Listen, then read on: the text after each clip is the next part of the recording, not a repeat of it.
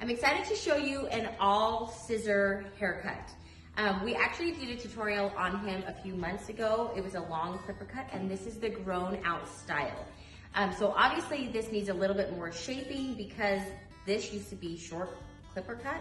We're just going to reshape this, keep the length, and make it work for him. Get the hair really wet. The more wet it is, the more control you have. He just kind of pushes these sides back and lets this long hair flow. We're just going to start with the outline of the hair. Make sure you put the head down. So right here, it's just kind of like, can you see those ends are just kind of straggly, but I love how this like flips up. So we still want to keep that. And then just section out a little piece in the back. I like to section out from like the end of my finger to my first knuckle, because if you get back into here, the hair's not gonna, you can't hold that hair tight. Put their head down.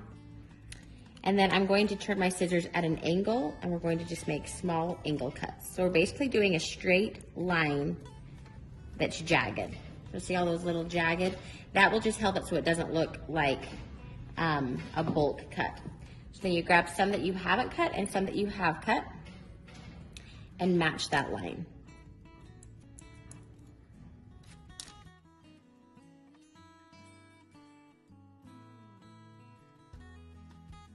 So I've now done the back of the hair. Now I'm going to move over here by the ear. Remember when you're cutting behind the ear to put the head forward?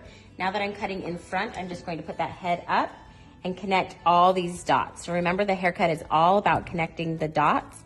So I'm just going to blend all of this together.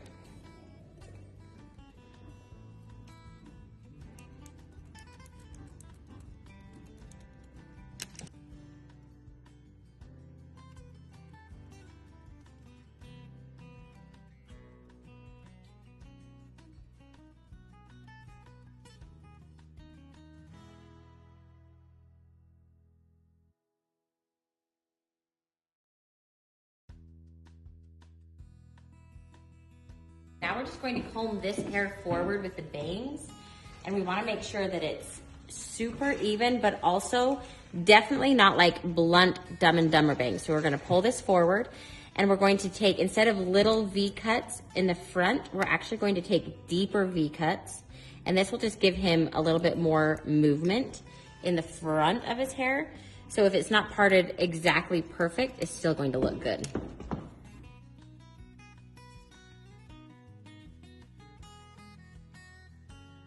Now that the outline is done, we're just going to work on the top part of his hair.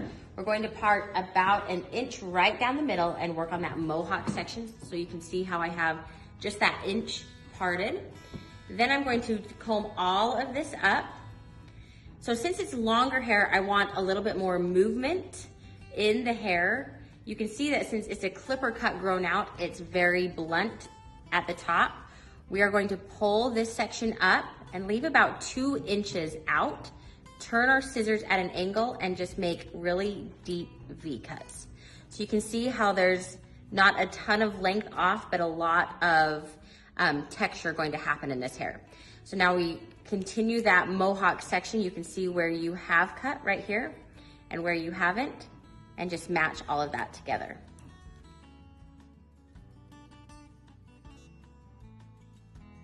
Now I'm going to take little sections and pull this all up to match this middle mohawk section. So you can see that's where I've cut. And then I'm going to take my scissors diagonal. So I don't want it exact, but I want it uniform. That will just help create movement in this longer hairstyle so it doesn't look flat.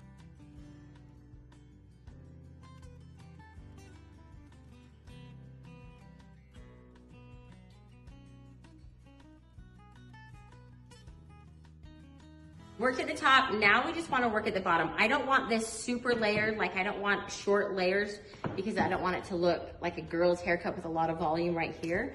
So I want this to stay long, but also layer this because it looks cool when it's kind of flippy. So just like you did with the middle mohawk down the front, I'm going to do the same thing in the back. So part about an inch right here in the back. Find your guide. So see how that's my guide right there. That's the very length of the haircut. You want to find your guides. And I'm going to also find this guide. So I don't wanna come clear up there and match that. I wanna find this layer about right there. Pull this all out. So you can see there's my first guide, there's my length, and there's my longest layer. Then I'm just going to connect those two.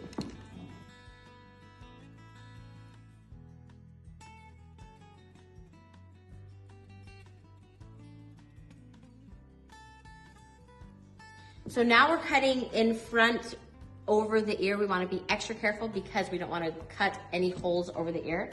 So take a section that you have cut and a section that you haven't. Now right here over the ear, I actually usually like to drop this section down. See, this is the length of the hair. We don't want to touch the length because we've already worked on that. So just take a little section, drop it down.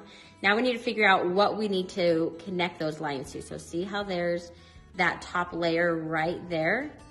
The end of his top layer is right there and the length starts right there. So that's the line that we need to connect. So just like that, see how I connected those lines? I'll show you one more time. So take a little section of what we already cut, some of what we haven't, pull that out, drop that down so you don't make any mistakes. And see, there's where I need to cut and that's where I need to connect it. So that line right there.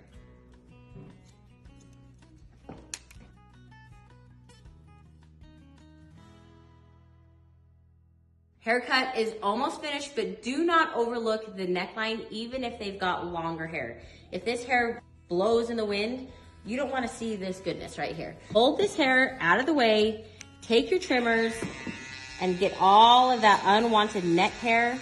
I would go up until the hairline, because you want to keep this hair obviously for length, but you don't want any of that fuzzy hair. Haircut is totally done. We went from a long clipper cut to this longer hairstyle, but obviously it needed a little bit more reshape. So we just took it off, trimmed it. We're going to leave these ends so they are nice and flipping for the summer. Thank you so much for watching. Let me know if you have any questions or comments. And remember, you gotta save for the fun stuff.